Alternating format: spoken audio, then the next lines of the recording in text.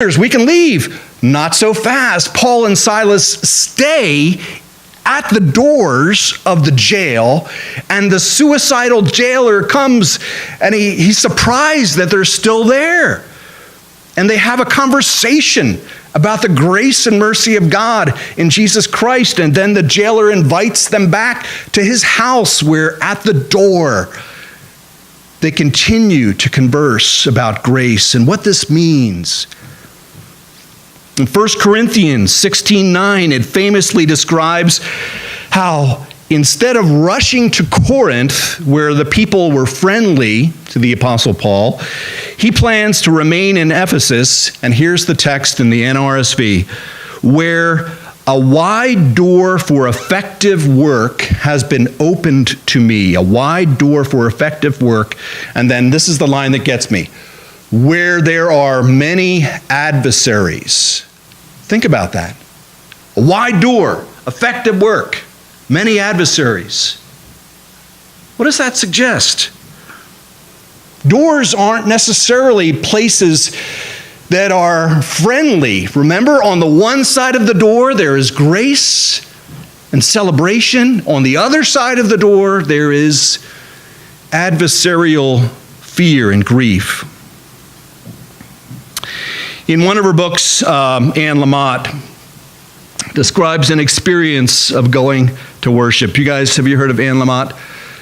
I really recommend her. She writes this. There was a time when for weeks, everywhere I went, I had the feeling that a little cat was following me. Just think about that, right? This is in her imagination. I had the feeling a little cat was following me, wanting me to open the door and let it in. But I knew what would happen. You let a cat in one time and give it a little milk, and then it stays forever, right? Am I right? Yeah. She writes, so I tried to keep one step ahead of it. This is all kind of in her imagination. Slamming my houseboat door when I entered or when I left. And when I eventually went back to church, I was so hungover that I couldn't stand for the songs. And this time I stayed for the sermon, which I thought was so ridiculous, like someone trying to convince me of extraterrestrials. But the last song was so deep. Listen to this. So important for music.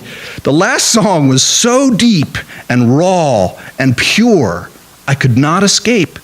It was as if the people were singing in between the notes, weeping and joyful at the same time. And I felt like their voices were rocking me in a bosom, holding me like a scared kid. And I opened up to that feeling, and it washed over me. I began to cry, and I left before the benediction. I ran out the door. I raced home, and I felt this little cat running along at my heels. And I walked down the dock past the dozens of potted flowers under a sky as blue as one of God's own dreams. And I opened the door to my houseboat, and I stood there.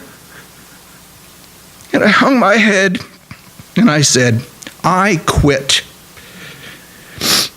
I took a long, deep breath, and I said out loud, all right, you can come in. Now look, I didn't think it was going to affect me that much. Look, I don't know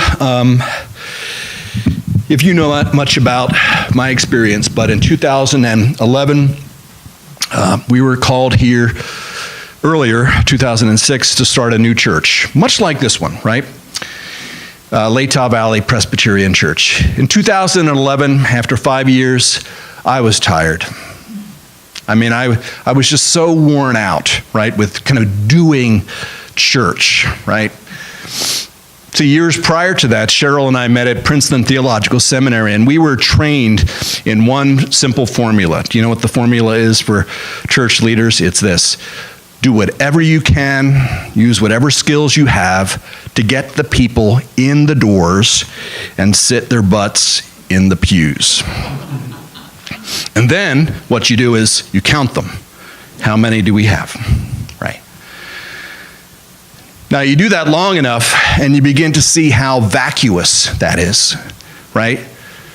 Getting numbers in the doors. Where are the doors of the church? Aren't they out there, right? Aren't they out there in the bar rooms and the courtrooms and the sports facilities, in the artists, pottery places? Aren't people having experiences of grace and mercy there? That's where I think I want to be, right? The imagination of the Spirit of God really calls me to that. And I'm so excited about what is next, right? Not just for me, but for you. In this community of faith, you're at the door. Don't be afraid. Come on in. Amen.